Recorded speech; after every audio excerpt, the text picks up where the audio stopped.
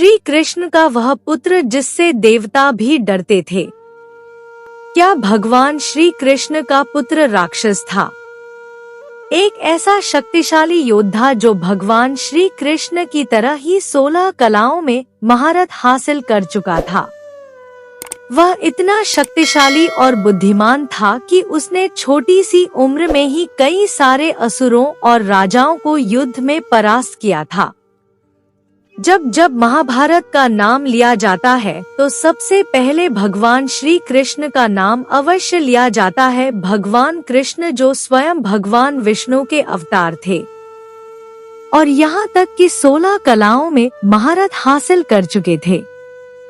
लेकिन एक ऐसा भी योद्धा था जो भगवान कृष्ण के जैसे ही 16 कलाओं में माहिर था और उनके जितना ही ताकतवर था।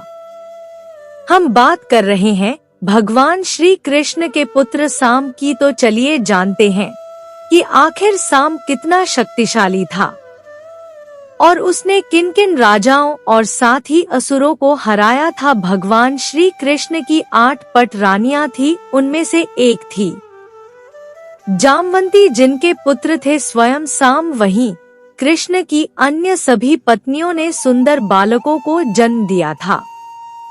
वहीं दूसरी ओर जामवंती ने किसी भी बच्चे को जन्म नहीं दिया था।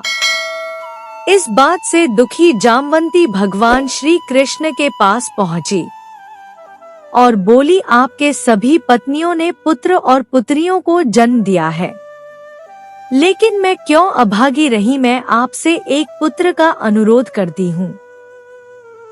अपनी पत्नी का दुख देखकर भगवान श्री कृष्ण ने ऋषि उपमन्यु के आश्रम में गए और उनकी सलाह के अनुसार भगवान शिव को प्रसन्न करने के लिए तपस्या करने लगे। 6 महीने बाद भगवान शिव प्रसन्न हुए।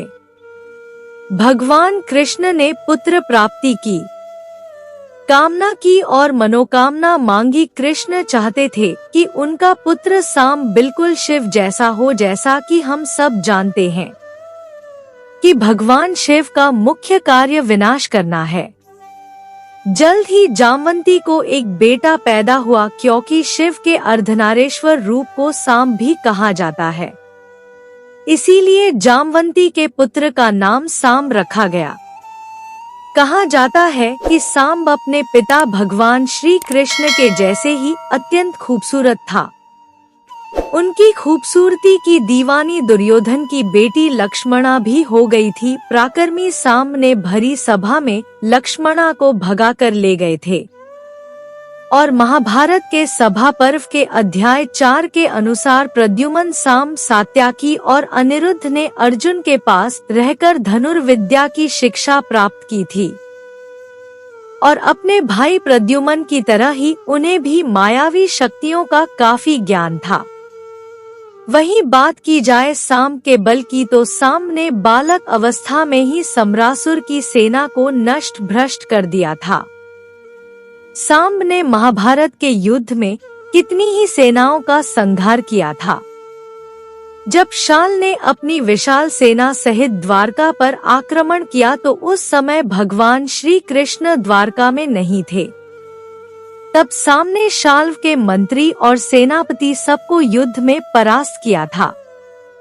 कहा जाता है कि साम का जन्म ही द्वारका के अंत के लिए हुआ था और यह बात स्वयं भगवान श्री कृष्ण भी जानते थे। कहा जाता है कि महाभारत युद्ध के 36 साल बाद एक दिन द्वारका में महर्षि विश्वामित्र, कर्ण देव, ऋषि नारद इत्यादि आए हुए थे। वहाँ कुछ नव युवक उनके साथ मजाक करने लगे। भगवान श्री कृष्ण के पुत्र साम को स्त्री वेश में ऋषियों के पास ले गए और कहा कि ये स्त्री गर्भवती है, इसके गर्भ से क्या उत्पन्न होगा। ऋषि जान गए कि यह बच्चा उनका उपहास उड़ा रहा है। क्रोधित होकर ऋषियों ने श्राप दे दिया कि श्री कृष्ण का यह पुत्र समस्त यदुवंशियों का नाश करने के लिए लोहे का मूसल उत्पन्न करेगा। मुनियों के श्राप के प्रभाव से दूसरे दिन ही सामने मूसल उत्पन्न किया। राजा उग्रसेन ने उस मूसल को चुराकर समुद्र में डलवा दिया। लेकिन जो होना है वह होकर ही रहेगा। भगवान श्री कृष्ण ने देखा कि इस समय ग्रहों में वैसा ही योग बन रहा है जैसा महाभारत के समय बन रहा था। श्री कृष्ण ने जब यह सब देखा तो उन्होंने सोचा कि माता गांधारी का श्राप सत्य होने का समय आ गया है।